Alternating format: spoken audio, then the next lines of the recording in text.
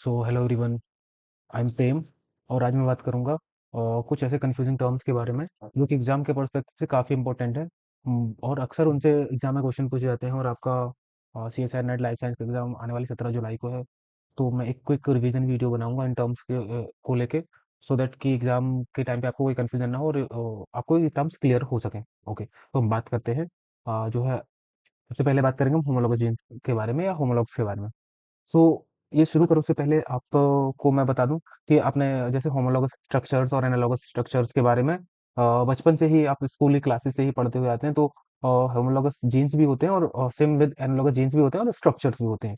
तो हम इस वीडियो में मोस्टली जीन्स के बारे में बात करेंगे, ऑल्दो हम स्ट्रक्चर्स के बारे में भी बात करेंगे, बट मोस्टली जीन्स के बारे में ही बात करेंगे। ओके, सो हम शुरू करते हैं। तो पहला पॉइंट है कि homologs are the genes that share a common evolutionary ancestor. Okay, so अब होमोलॉग्स, कोई दो जीन है वो होमोलॉग तभी कहलाएंगे जब उनके बीच में जो सिमिलरिटी है वो कॉमन एवोल्यूशनरी एंसेस्ट्री के बेसिस पे हो। मतलब कि there has to be a shared common evolutionary ancestry in between both the genes. Okay, हम एग्जांपल लेते हैं, जैसे कोई ए और बी जीन है और इनको हम बोल रहे हैं कि ये दोनों होमोलॉगस जीन है। तो उस हम किस बेसिस पे बोल रहे हैं कि इनके बीच में एक जरूर, जस्ट अ मिनट, इनके बीच में एक कॉमन शेयर्ड एवोल्यूशनरी एंसेस्टरी रही होगी। इसी बेसिस पे जो सिमिलर, इनमें जो सिमिलरिटी है उनका बेसिस भी यही है, shared common evolutionary ancestry. Okay, so I hope कि पहला पॉइंट आपको क्लियर हो गया होगा। अब हम दूसरे पॉइंट के बारे में बात करते हैं। दूसरा पॉइंट है इसका, homologs generally show similarities in DNA sequence and biological function. So इस पॉइंट का मतलब है कि जो डीएनए सीक्वेंस और बायोलॉजिकल फंक्शन है वो जनरली इसमें सिमिलरिटी शो होते हैं, बट ऐसा ये कोई जनरल मतलब वो रूल नहीं है कि हमेशा ये जो है सिमिलरिटी ही शो करेंगे बायोलॉजिकल फंक्शन डीएनए सीक्वेंस में। जैसे कि थर्ड पॉइंट में यहाँ पे दिया है कि their sequence may be differ due to mutation. So मतलब कि इनमें सिमिलरिटी जनरली शो होती है, बट अगर म्यूटेशन हो गया उन दोनों में से किसी एक जीन में, तो वो मतलब उसमें जरूरी नहीं कि सिमिलरिटी शो ही हो, मतलब डिसिमिलर भी हो सकते हैं। ओके, सो ये तीनों पॉइंट आपको क्लियर होंगे। और ये रही बात बायोलॉजिकल फंक्शन की, तो वो जब आप आगे चल के पढ़ोगे होमोलॉग्स के टाइप, तो उसमें आपको क्लियर हो जाएगा कि कहाँ इनके बायोलॉजिकल फंक्शन डिफर करते हैं और सेम सेम भी होते हैं। तो वो आगे चल के हम देखेंगे। और इसका फोर्थ पॉइंट है, homologs can be within species और बिटवीन स्पीशीज। सो सिंपली ये एक ही स्पीशीज के मेंबर्स में भी होमोलॉग्स मिल सकते हैं और अलग अलग स्पीशीज के मेंबर में भी मिल सकते हैं। यहाँ तक कि ये विद इन जीनोम भी, within single genome homologs can be found. Okay, so हम बात करते हैं अब इसके टाइप्स के बारे में। तो types of homologous genes. Okay, so सबसे पहले तो इसका जो क्लासिफिकेशन किया गया है वो इनके एवोल्यूशनरी रिलेशनशिप के बेस पे किया गया है। ओके, देखते हैं। और पहला टाइप है इसका ortholog, second paralog and third xenolog. I hope कि आपने ऑर्थोलॉग और पैरालॉग को पहले से सुन रखा होगा और कुछ कुछ इसके बारे में जानते भी होंगे, बट जेनोलॉग अगर आपके लिए एकदम नया टर्म लग रहा है तो आप इस वीडियो के अंत तक आपको ये भी क्लियर हो जाएगा कि जेनोलॉग क्या होते हैं। ओके, बेसिकली तीनों टाइप ऑफ होमोलॉगस जीन है। तो जो सबसे पहला है ऑर्थोलॉग्स जीन, इसके लिए आप एक चीज ध्यान रखें कि जो ऑर्थोलॉग्स का डेवलपमेंट होता है वो स्पेशिएशन इवेंट के थ्रू होता है। आई मीन ऑर्थोलॉग जीन का जो इवोल्यूशन होता है वो स्पेशिएशन इवेंट उसके लिए रिस्पॉन्सिबल होता है। और ये हमेशा, अगर स्पेशिएशन इवेंट की बात आ गई तो ये हमेशा डिफरेंट स्पीशीज के मेंबर्स में पाए जाएंगे। मतलब orthologs gene should be will be found in species of different members members of different species. Okay, sorry. तो ये तो हो गया हमारा ऑर्थोलॉग के बारे में। अब आप बात करें, हम बात करेंगे पैरालॉग्स के बारे में। ओके, सो जो पैरालॉग के लिए जो इवेंट रिस्पॉन्सिबल होता है वो है डुप्लीकेशन, जीन डुप्लीकेशन इवेंट जो है पैरालॉग के लिए रिस्पॉन्सिबल होता है। और ये आपको विद इन जीनोम मिलेंगे पैरालॉग्स, एक और सेम स्पीशीज में मिलेंगे। अगर विद इन जीनोम मिल रहा है तो जाहिर सी बात है सेम स्पीशीज में ही मिलेंगे। तो ये दो टर्म्स आप याद रखना पैरालॉग्स के बारे में। अब रही बात जीनोलॉग्स के बारे में, तो इसमें एक प्रोसेस होती है हॉरिजॉन्टल जीन ट्रांसफर। ओके, तो इसको हम शॉर्ट में एचजीटी भी बोलते हैं। और यूजुअली आपने जब बैक्टीरिया के बारे में पढ़ रहे होंगे माइक्रोबायोलॉजी में, तो वहाँ पे कुछ टर्म्स सुने होंगे हॉरिजॉन्टल जीन ट्रांसफर, जैसे कि उसमें अलग अलग प्रोसेस सुनेंगे। हॉरिजॉन्टल जीन ट्रांसफर में अलग अलग मेथड्स होते हैं जिसके थ्रू हॉरिजॉन्टल जीन ट्रांसफर होता है। वो है जैसे कि आपने conjugation, conjugation, transformation, transformation, formation, ठीक है, छोड़ते हैं, एंड ट्रांसडक्शन, ट्रांसडक्शन। ओके, तो ये तीन प्रोसेस सुनी होंगी। और ये जो ये मेथड्स होते हैं हॉरिजॉन्टल जीन ट्रांसफर के लिए। और इसी से मिलता जुलता आपने एक और टर्म सुना होगा, वर्टिकल जीन ट्रांसफर। ओके, सो वर्टिकल जीन ट्रांसफर ये क्या वाला है अब? तो वर्टिकल जीन ट्रांसफर अब ये होता है सेक्सुअली रिप्रोड्यूसिंग ऑर्गेनिज्म में, जब उनके पेरेंट्स अपने ऑफ स्प्रिंग्स में जीनोम का कुछ ना कुछ अपना पार्ट, आई मीन कुछ जीन्स जो अपने ऑफ स्प्रिंग में ट्रांसफर करते हैं, तो उस प्रोसेस को हम वर्टिकल जीन ट्रांसफर कहते हैं। जैसे कि हम एग्जांपल लिख लेते हैं, कोई पेरेंट, दो पेरेंट हैं यहाँ पे, ये फीमेल हो गया, ये मेल हो गया। तो जब ये अपने जीन्स का कुछ ना कुछ पार्ट अपने ऑफ स्प्रिंग में ट्रांसफर करते हैं, और ऑफस्प्रिंग हो गया, तो इस प्रोसेस को हम वर्टिकल जीन ट्रांसफर कहते हैं। ये हमेशा सेक्सुअली रिप्रोड्यूसिंग ऑर्गेनिजम्स में होता है। ओके, तो वैसे तो ये काफी लंबा टॉपिक है, इसके बाद में हम फिर कभी डिस्कस करेंगे। फिलहाल अभी के लिए सिर्फ इतना ही जान लेते हैं कि एचजीटी क्या होता है और वीजीटी क्या होता है, ठीक है। तो आप, आई होप कि आप समझ गए हैं, और हॉरिजॉन्टल जीन ट्रांसफर को लेटरल जीन ट्रांसफर भी कहते हैं। आगे चल के हम वन बाई वन इन सबको डिटेल्स में देखेंगे, और उससे पहले हम थोड़ा सा समझ लेते हैं एग्जाम्पल के थ्रू। तो यहाँ पे आप देखेंगे, यहाँ पे कोई एंसेस्टर है, उसमें हिस्टोन का जीन है जिसको H1 जीन कहा गया है। अब इस पॉइंट पे इसके अंदर, इस जीन के अंदर डुप्लीकेशन इवेंट हो जाता है, और इसकी दो अलग अलग कॉपीज एक ही जीनोम में बन जाती हैं, जिसको हम बोलेंगे H1.1 और H1.2। अब यहाँ पे चल के कोई स्पेशिएशन इवेंट हो जाता है आगे इस पॉइंट पे, और यहाँ पे ये चिंपैंजी का एवोल्यूशन हो जाता है, और यहाँ पे ह्यूमन, सॉरी, यहाँ पे ह्यूमन का इवोल्यूशन हो जाता है इस पॉइंट पे, और यहाँ पे चिंपैंजी का इवोल्यूशन हो जाता है। अब हम देखेंगे कि H1.1 एंड H1.2 ह्यूमन में भी है, H1.1 H1.2 चिंपैंजी में भी है। तो जो ह्यूमन के अंदर, उसके जीनोम में H1.1 और H1.1 1.2 की जो दोनों कॉपीज हैं, H1.1 की कॉपी एंड H1.2 की कॉपी, इन दोनों को हम बोलेंगे paralog within genome of same species. Okay, तो ये तो हो गया, आपने इस क्राइटेरिया को फॉलो कर लिया यहाँ पे पैरालॉग के। और ये डुप्लीकेशन, क्योंकि देखिए आप यहाँ देखेंगे, सबसे पहले तो H1 था ना, उसकी डुप्लीकेशन के बाद ही तो H1.2 और H1.1 का फॉर्मेशन हुआ ना, तो इन दोनों को हम बोलेंगे पैरालॉग। हम बात कर लेते हैं यहाँ पे एक टर्म है ऑर्थोलॉग। ऑर्थोलॉग क्या होता है कि स्पेशिएशन इवेंट इसके लिए रिस्पॉन्सिबल होता है। तो देखिए यहाँ पे जब स्पेशिएशन इवेंट हुआ, तो ये है, अलग अलग स्पीशीज का फॉर्मेशन हो गया, और यहाँ पे H1.1 और H1.2 और H1.1 और H1.2 यहाँ पे चिंपैंजी में भी हो गया। ओके, ठीक है। तो यहाँ पे अब हम बात करेंगे, इसको ले लेते हैं, ह्यूमन का H1.1 और चिंपैंजी का H1.1, दोनों सिमिलर फंक्शन परफॉर्म करेंगे, और बट ये अलग अलग स्पीशीज में है, बट फंक्शन सिमिलर परफॉर्म कर रहे हैं, तो हम इन दोनों को बोलेंगे ortholog between the species members of two different species, and the event is responsible which is speciation event. तो ये हो गया हमारा ऑर्थोलॉग के बारे में। और अब यहाँ पे एनालॉग, ऑल्दो हम एनालॉग के बारे में आगे डिस्कस भी करेंगे, बट आ ही गया तो हम यहाँ इसके बारे में देख लेते हैं। तो अब ये देखेंगे बैक्टीरियल HNS14। अब हिस्टोन क्या करता है, डीएनए की जो है कॉइलिंग के लिए रिस्पॉन्सिबल होता है, जो डीएनए को जो न्यूक्लियोसोम स्ट्रक्चर में फॉर्मेशन होता है, तो उसके लिए रिस्पॉन्सिबल होता है, और सेम फंक्शन परफॉर्म करता है HNS प्रोटीन इन बैक्टीरिया। ऑल्दो इनका कोई एंसेस्ट्रल हिस्ट्री नहीं है, इसका इंडिपेंडेंटली एवोल्यूशन हुआ है, और हिस्टोन का इंडिपेंडेंटली एवोल्यूशन हुआ है, बट फंक्शन काफी हद तक दोनों के सिमिलर होते हैं, इसलिए हम इनके बीच में कोई एंसेस्ट्रली हिस्ट्री नहीं है, बट फिर भी फंक्शन सिमिलर परफॉर्म कर रहे हैं, तो हम इस को बोलते हैं एनालॉग्स, ठीक है। और इस रिलेशनशिप को हम बोलते हैं एनालॉजी। ओके, तो ये तो हो गया हमारे टाइप ऑफ होमोलोगस जीन्स। अब हम इसको वन बाय वन देखेंगे। ओके, तो सबसे पहले हम बात करेंगे ऑर्थोलॉग्स के बारे में, ठीक है, देख लेते हैं।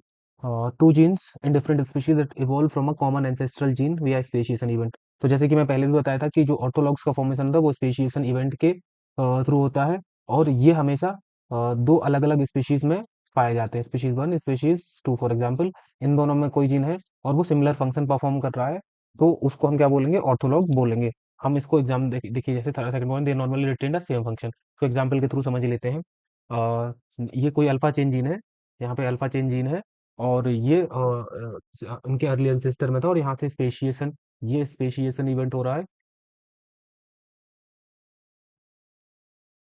ये स्पेशिएशन इवेंट हो रहा है, और यहाँ पे यही अल्फा चेन जीन फ्रॉग के अंदर भी है, चिक के अंदर भी है, एंड माउस के अंदर भी है। तो इन तीनों, ये तीनों अलग अलग स्पीशीज हैं, उन तीनों स्पीशीज में जो अल्फा चेन जीन है वो सिमिलर फंक्शन ही परफॉर्म कर रहा है, O2 का ट्रांसपोर्ट,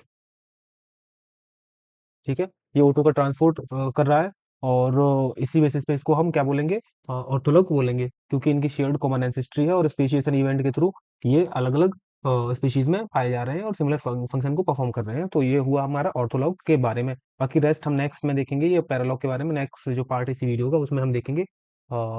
सब ये देख लेते हैं, ऑर्थोलॉग जो टर्म दिया था 1970 में मॉलिक्यूलर एवोल्यूशन में वॉल्टर फिश ने दिया था। ओके, तो ये भी याद रख सकते हैं, कभी कभी एग्जाम में पूछ लिया जाता है, बट आप इतना याद रखेंगे ऑर्थोलॉग्स क्या होते हैं, एग्जाम्पल याद रखें। हाँ, एक और एग्जाम्पल, फॉर एग्जाम्पल मैं आपको बता दूं कि जो ऑर्थोलॉग जीन होते हैं, एक मिनट यहाँ पे देख लेते हैं, जो हॉक्स जीन, आई होप कि आपने हॉक्स जीन के बारे में सुना होगा।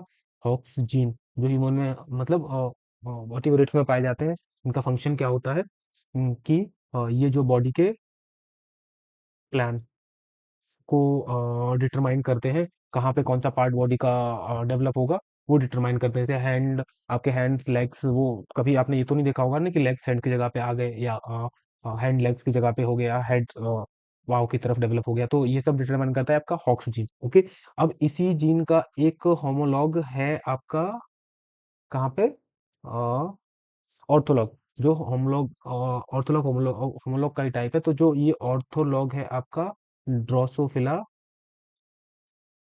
ड्रोसोफिला में मिलता है, और उसका नाम क्या है आपका, एंटीनापीडिया कॉम्प्लेक्स एंड वाइथोरेक्स कॉम्प्लेक्स। तो ये दो अलग अलग क्लस्टर्स होते हैं इसके, इसके होमोलॉग के, मतलब ऑर्थोलॉग के, जो हॉक्स जीन का ऑर्थोलॉग के, इनको बोलते हैं Antennapedia complex, bithorax complex. I hope कि आप सबने इसके बारे में भी पढ़ा होगा। तो इसका भी सिमिलर फंक्शन ही होता है हॉक्स जीन की तरह। ओके, तो ये मतलब उसके जो ड्रोसोफिला के बॉडी प्लान को डिटरमाइन करते हैं, उसके सेगमेंटेशन में भी रोल प्ले करते हैं। तो ये तो हो गया आपका हॉक्स जीन के बारे में, आई मीन इससे ऑर्थोलॉग के एग्जाम्पल के बारे में। एक एग्जाम्पल तो आपका ये ग्लोबिन वाला है, अल्फा चिन जीन वाला, और एक एग्जाम्पल आपका हॉक्स जीन, और ये है आपका Antennapedia complex and bithorax complex. Okay, so अब हम नेक्स्ट पे बात करते हैं, नेक्स्ट टाइप पे बात करते हैं, पैरालॉग। तो पैरालॉग जीन क्या होते हैं, इसके बारे में देख लेते हैं। Two genes in the same species, in the same genome, okay, same species, same genome, that are product of a gene duplication event. तो मैंने क्या बोला था कि ये विद इन स्पीशीज होते हैं, और जीन डुप्लीकेशन इवेंट इसके लिए रिस्पॉन्सिबल होता है। ठीक है, तो ये आप याद रखिएगा, ये सेम सेम स्पीशीज और सेम जीनोम में होते हैं, और डुप्लीकेशन इवेंट इसके लिए रिस्पॉन्सिबल होता है। दे typically evolve new function over time. तो इसके बारे में भी हम बात करेंगे, एग्जाम्पल के थ्रू समझेंगे। सबसे पहले तो हम यहाँ पे देख लेते हैं कि ये कोई अर्ली ग्लोबिन जीन था, इसमें डुप्लीकेशन इवेंट हुआ, तो ये क्या बन गया, अल्फा चेन जीन बन गया, और बीटा चेन जीन बन गया। ठीक है, अब अल्फा चेन जीन भी फ्रॉग, चिक, माउस में है, और बीटा चेन जीन भी आपका माउस, चिक, फ्रॉग तीनों में है। ओके, सो अब यहाँ पे हम देखेंगे, फ्रॉग, माउस का अल्फा चेन जीन और माउस का बीटा चेन जीन, ये विद इन स्पीशीज है, विद इन जीनोम दोनों है, और ये डुप्लीकेटेड कॉपी है। तो इन दोनों को आपस में क्या बोलेंगे, हम पैरालॉग बोलेंगे। ठीक है, यहाँ तो ये तो हो गया क्या है, दे typically evolve new function over time. इस पॉइंट को हम एक और एग्जाम्पल से देखेंगे। यहाँ पे तो इन दोनों का काम जो है O2 का ट्रांसपोर्ट करना ही होता है। मैंने क्या बोला था कि इनके फंक्शन सिमिलर भी हो सकते हैं, और डिफरेंट भी हो सकते हैं होमोलॉग्स के। ये जो टाइप पैरालॉग, इसमें ऐसा है। हम एक एग्जाम्पल देखते हैं, जैसे आपका है जो अर्ली ग्लोबिन जीन था, ग्लोबिन जीन था आपका, यहाँ से आपका एक और डुप्लीकेशन हुआ, जो हीमोग्लोबिन जीन बन गए, जीन क्लस्टर बन गया, हीमोग्लोबिन जीन क्लस्टर बन गया, और एक बन गया आपका मायोग्लोबिन, मायोग्लोबिन। अब आप देखेंगे इन दोनों के फंक्शन, ये एक ही जीनोम में है, बट इन दोनों के फंक्शन बिल्कुल डिफरेंट है। हीमोग्लोबिन जो जीन्स क्लस्टर होते हैं, वो क्या करते हैं आपका O2 का ट्रांसपोर्ट करवाते हैं, और जो मायोग्लोबिन जीन होता है, वो क्या करता है आपका स्टोर करता है, store O2 in muscles and transport O2। ठीक है, तो ये इसका एग्जाम्पल है, जो डिफरेंट जीन, मतलब I mean different function perform कर रहा है। तो चलिए हम बात करते हैं जीनोलॉग्स के बारे में।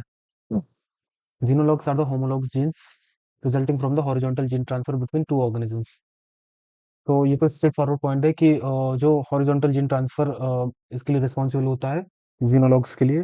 तो पहला पॉइंट हो गया। अब दूसरा पॉइंट में, this occur when the a gene when a gene from a one organism is transferred into the genome of another organism without vertical reproduction। तो वर्टिकल रिप्रोडक्शन है, vertical gene transfer, vertical gene transfer ये एक ही है, मैं पहले आपको बता चुका हूँ। वर्टिकल जीन ट्रांसफर जब पेरेंट से ऑफ स्प्रिंग में जीन ट्रांसफर होता है, तो उसको वर्टिकल जीन ट्रांसफर बोलते हैं। ठीक है, तो फिर से इस पॉइंट्स को पढ़ते हैं। This occur when a gene from one organism is transferred into the genome of another organism without vertical reproduction, often carried out by virus, plasmid और ट्रांसपोजेबल एलिमेंट्स। तो ये जो है ये रिस्पॉन्सिबल होते हैं, प्लाज्मिड, वायरस और transposable element, horizontal gene transfer के लिए। ठीक है, तो यहाँ पे हम जैसे देखेंगे कि कोई स्पीशीज वन है और स्पीशीज टू है। यहाँ पे स्पीशीज वन के पास कोई जीन एक्स है, बट स्पीशीज टू के पास यहाँ पे नहीं है। अब यहाँ पे क्या होता है, इन दोनों के बीच में हॉरिजॉन्टल जीन ट्रांसफर हो जाता है, हॉरिजॉन्टल जीन ट्रांसफर हो जाता है। और अब आगे हम देखेंगे कि ये जीन एक्स है, अब दोनों स्पीशीज के पास है। और अब ये क्या कहलाएगा, ये जीन आपस में क्या कहलाएंगे, जीनोलॉग्स कहलाएंगे, जीनोलॉग्स। और जीनो का इटसेल्फ मतलब होता है फॉरेन, फॉरेन, क्योंकि ये स्पीशीज टू के लिए तो फॉरेन ही जीन हुआ ना, क्योंकि इसमें पहले था नहीं, बट बाद में स्पीशीज टू में भी एच जी हो हॉरिजॉन्टल जीन ट्रांसफर के थ्रू इसमें आ गया है, तो ये फॉरेन ही हुआ, तो इसीलिए इसको जीनोलॉग्स बोलते हैं। और इसको होमोलॉग्स की कैटेगरी में इसलिए रखते हैं क्योंकि ये इंडिपेंडेंटली तो इसमें इवॉल्व हुआ नहीं है स्पीशीज टू में, इसी की कॉपी हॉरिजॉन्टल जीन ट्रांसफर के थ्रू इसमें आ गई है, तो है तो दोनों का एक ही सीक्वेंस सिमिलर होगा और होमोलॉजी भी शो करेंगे, इसलिए इसको होमोलॉगस जीन ट्रांसफर बोलते हैं। इसका एग्जाम्पल है, देखिए जैसे बैक्टीरिया में एंटीबायोटिक रेजिस्टेंस जीन्स, जब किसी एक बैक्टीरियल स्पीशीज में उसके एंटीबैक्टीरियल जीन रेजिस्टेंस जीन नहीं होते हैं, तो वो किसी दूसरी स्पीशीज से कॉन्जुगेशन या अलग अलग मेथड के थ्रू उसमें ट्रांसफर हो जाता है, तो इस ये इसका एक अच्छा एग्जाम्पल है, ठीक है।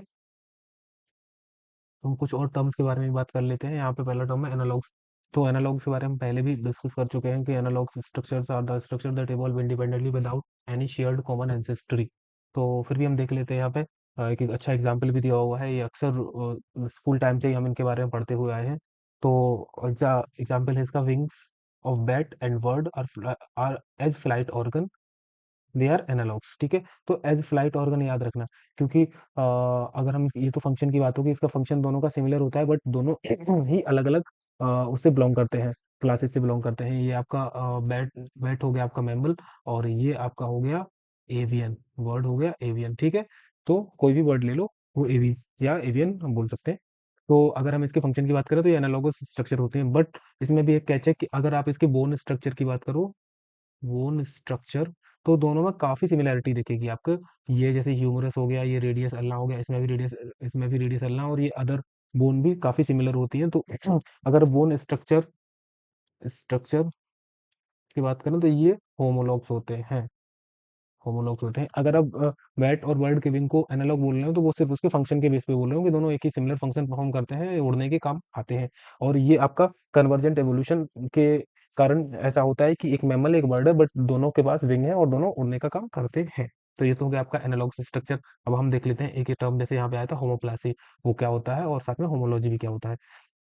तो homology and homoplasy are the two opposite evolutionary concepts. अब ये याद रखना आप यहाँ पे, होमोलॉजी एंड होमोप्लासी आर दो अपोजिट एवोल्यूशनरी कॉन्सेप्ट। यूजुअली हम होमोलॉजी और होमोप्लासी, सॉरी, होमोलॉजी के साथ हम जब उसका अपोजिट यूज करते हैं तो एनालॉजी यूज करते हैं, बट वो काफी नैरो सेंस में यूज होता है। हम ब्रॉड सेंस में होमोप्लासी ही हमें हमेशा यूज करना चाहिए, और ये हम मैं बताऊंगा भी इसका क्या रीजन है, ठीक है। तो two opposite evolutionary concept that explain the origin of similarity between the biological entities. तो ये जो दोनों कॉन्सेप्ट्स हैं आपके, होमोलॉजी और होमोप्लासी, ये क्या करते हैं, जो किन्हीं बायोलॉजिकल एंटिटीज के बीच में उनकी ओरिजिन ऑफ सिमिलैरिटी को बताते हैं, ठीक है। कि उसकी सिमिलैरिटी की ओरिजिन कैसे हुई है, क्या वो आपको बताएंगे। तो सबसे पहले हम होमोलॉजी के बारे में देख लेते हैं।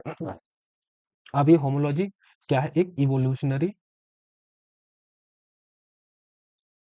रिलेशनशिप है, ठीक है। तो ये आपके शायद पॉइंट में दिया भी, हाँ, homology is a evolutionary relationship between two और more biological entities that arise because they are inherited from the common ancestor. So that means ये है कि अगर कोई इवोल्यूशनरी रिलेशनशिप, ये अगर कोई बायोलॉजिकल एंटिटी है, उनके बीच में कोई सिमिलरिटी अराइज कर रही है, और वो किसी कॉमन एंसेस्टर की वजह से वो सिमिलरिटी अराइज कर रही है, तो उसको हम क्या बोलेंगे, होमोलॉजी। और वो होमोलॉजी क्या कहलाएगी, मतलब वो जो रिलेशनशिप क्या कहलाएगा, होमोलॉजी कहलाएगी। और similarity is due to, second point क्या है, similarity is due to common ancestry, a shared evolutionary origin. Example है bone structure of forelimb of bat and bird, जो मैं पहले भी बता रहा था कि वो जो उनकी जो बोन स्ट्रक्चर में सिमिलैरिटी कहाँ से आई है, वो आई है उनके शेयर्ड कॉमन एंसेस्ट्री की वजह से। तो that's why the homology seen in the four limb of both bird and bat, ठीक है। सो अब हम बात करते हैं होमोप्लासी।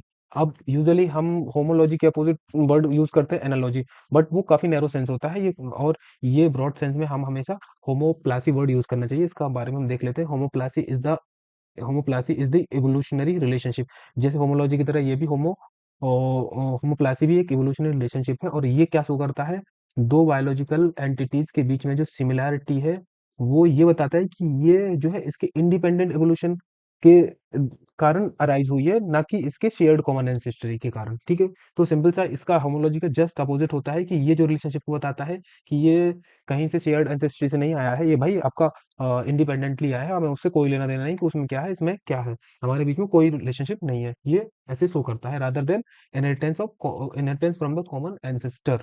ठीक है, तो ये तो हो गया। और यहाँ पे आपको दोनों कॉन्सेप्ट्स को दे रखा है, होमोलॉजी यहाँ पे similarity due to common ancestry, और ये गिव राइज करता है होमोलॉगस स्ट्रक्चर को, और homoplasy similarity due to independent evolution, और ये क्या करता है यूजुअली एनालॉगस स्ट्रक्चर को गिव राइज करता है, और more more broadly other independent evolve similarities, ठीक है, को शो करता है। जैसे अदर इंडिपेंडेंटली इवॉल्व सिमिलरिटीज में बात करें, अगर हम बात करें बॉडी की बात करें, एक्वाटिक एनिमल्स में बॉडी की बात करें, तो हम चाहे डॉल्फिन की बॉडी देख लें, चाहे शार्क की बॉडी देख लें, वो जो है उसका एक रीजन होमोप्लासी है, ना कि उनके बीच में कोई शेयर्ड एंसेस्ट्री, क्योंकि एक फिश है और एक आपका मैमल है। तो इस बेसिस पे ये मैंने होमोप्लासी का भी एग्जाम्पल